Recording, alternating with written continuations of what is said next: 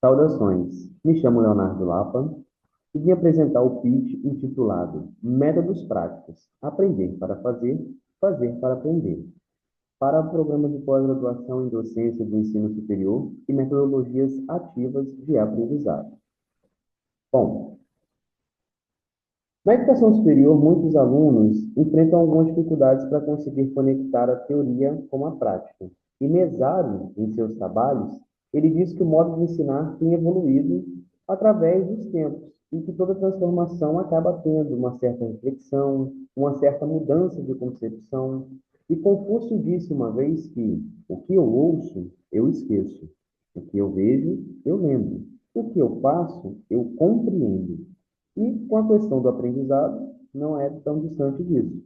O aprendizado ele é desenvolvido não só pelo ouvir, mas sim pelo fazer, tornando o ensino-aprendizagem um processo bem ativo, tal como evidenciado nos estudos e na teoria de William Glasser, como tem essa pirâmide aí na imagem. O ensino tradicional, ele muitas vezes é centrado só em exposições teóricas que não refletem a realidade do mercado de trabalho ou da vida cotidiana. E contextualizando Paiva e demais colaboradores, entende-se que os processos de ensino utilizados pelo professor são tão importantes quanto os próprios conteúdos de aprendizagem. Portanto, as técnicas de ensino tradicional, elas passam a fazer parte do escopo de teóricos, não só da área de educação, mas de toda a comunidade intelectual que procura identificar alguma deficiência, alguma limitação e propor novas metodologias de ensino. Diante das mudanças no desenvolver do ensino, é possível observar que, quando a gente coloca novas metodologias, o discente ele é estimulado a ser indivíduo protagonista por seu aprendizado, de uma forma mais autônoma e também ser mais participativo e dinâmico na construção do seu ensino-aprendizagem. Diante desse cenário, o pitch proposto é de metodologias por meio da integração de práticas pedagógicas ativas, onde os alunos se envolvem diretamente no processo de aprendizagem, seja por meio de atividades e métodos nos quais os alunos acabam sendo desafiados a resolver questões reais, sejam essas questões reais dentro ou fora de sala de aula.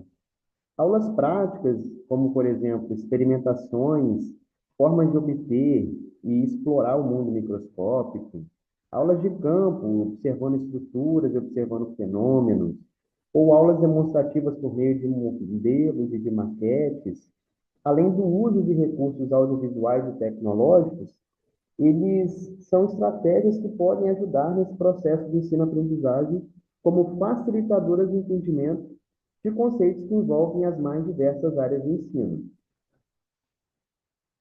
E aí eu trago como exemplo aqui uma metodologia ativa que é a sala de aula invertida, tá? No qual o professor ele vai, antes da aula, preparar o seu conteúdo, compartilhar esse conteúdo com os alunos vão ter acesso e vão procurar entender o que tem naquele conteúdo, e durante a aula, o professor vem esclarecendo dúvidas que os alunos tiveram ao ler, ao ter contato com aquele conteúdo. E a partir desse momento, eles podem fazer alguma atividade teórica, ou uma atividade teórica e prática, e a partir disso, o professor vai avaliar se ele vai avançar para um novo tópico daquele conteúdo que ele está conversando com os alunos, ou se eles vão ter que revisar aquele conteúdo novamente. E é interessante porque esse material, todo esse conteúdo, já fica com o aluno. Então, posteriormente, ele pode revisar esse tipo de informação mais à frente. E Andrade, no seu trabalho, colocou, demonstrou algumas habilidades cognitivas e socioemocionais que esse método ativo ele proporciona para o aluno. Outro também que a gente tem é o mapa mental, que é uma ferramenta gráfica que organiza e representa todo o conhecimento que o aluno adquiriu ali. O bom do mapa mental é que ele ajuda a estimular a criatividade do aluno a criar um meio sequencial que ele vai ter e ordenado para entender alguns conceitos e definições. Eu vou puxar para a minha área, que é ciências biológicas, que eu sou graduado, para poder dar um exemplo, que esse mapa mental ele poderia ser utilizado, por exemplo, para classificar diferentes tipos de proteínas e as suas funções, né? Então, é um jeito que o aluno poderia se apropriar desse método. O professor conseguir fazer esse tipo de metodologia diferente na aula dele. E chegamos naquela que é o aprendizado baseado em problema. E esse, o aluno, ele fica no centro desse método. O docente, ele vai ser um mediador. Então, quando o aluno está no centro desse método, ele vai aprender por si só a solucionar um problema real do cotidiano. Trazendo mais uma vez um exemplo para a minha área, a gente poderia colocar, por exemplo, né, conversando com alunos de graduação em ciências biológicas, que uma lagoa na cidade começou a apresentar um crescimento excessivo de algas e de mortalidade dos peixes. O que está acontecendo nesse ambiente? Como é que a gente pode resolver? Então, é uma coisa que vai começar a ser realizada naquele momento. Outro exemplo é a resistência microbiana, se fosse comentar com esse mesmo curso. Um hospital está registrando incidência de infecções resistentes a antibióticos. O que pode estar contribuindo com isso para aquele local, para ter esse tipo de conduta ali? Então, você já tem um problema e o aluno vai começar a solucionar. E essas abordagens não só facilitam o entendimento do conteúdo, mas elas também desenvolvem habilidades cruciais, o pensamento crítico, a criatividade e o trabalho de equipe. Ao invés de simplesmente ouvir sobre um conceito, o aluno vai ter a oportunidade de aplicar, testar e discutir o que ele aprendeu em situações concretas. E isso não só melhora o aprendizado, mas também aumenta a motivação deles, porque os estudantes veem a relevância do que eles estão estudando, se sentem mais preparados para o mercado de trabalho e eles podem até mesmo se ver como uma parte muito ativa do seu próprio aprendizado, o que vai acabar gerando um pouco mais de engajamento. Essas simulações, aulas práticas, estudos de caso e projetos interdisciplinares são ferramentas que auxiliam a colocar o aluno nesse centro desse processo e promover todas essas habilidades que eu mencionei anteriormente.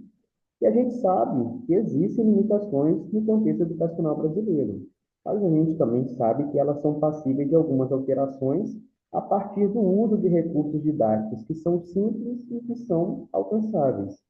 Dentro do processo pedagógico, a teoria precisa dialogar permanentemente com as experimentações, fugindo daquela ideia tradicional que a gente tem que o saber, ele está intrínseco na teoria, construindo muitas vezes essa ideia distante ou separado da ação ou da prática que a gente fala, né? Quando o docente ele aplica métodos diversificados, ele faz com que o aluno tenha um melhor preparo para o mercado ao qual ele vai ser inserido. E acaba que esses métodos práticos, eles vão na contramão de métodos que a gente chama de tradicional e padronizado, que vem ensinar e avaliar os alunos, né, os estudantes, todos de uma forma igual e exige resultados previsíveis, ignorando que grande parte desse conhecimento muitas vezes está baseado em competências cognitivas, vivências pessoais e sociais, que é algo que é um pouco difícil de ser alcançado de modo convencional e que precisa de uma busca de resolução de problemas, raciocínio crítico, colaboração e até mesmo personalização. E diante de uma série de trabalhos, eu tive a liberdade de colocar esse Práticas em Capítulos, que foi um projeto que eu desenvolvi junto de uma colega na época da graduação. É possível a gente perceber e saber se a metodologia escolhida e aplicada ali está sendo condizente com o perfil da turma ou com a disciplina que está sendo trabalhada, podendo e devendo fazer ajustes ou substituí-las com base no que estivermos conversando sobre. E deixo, né, como uma frase reflexiva aqui, a seguinte questão: se a prática leva à perfeição, por que ainda insistimos em ensinar sem aplicá-la? Essas foram as referências utilizadas para este trabalho. Muito obrigado.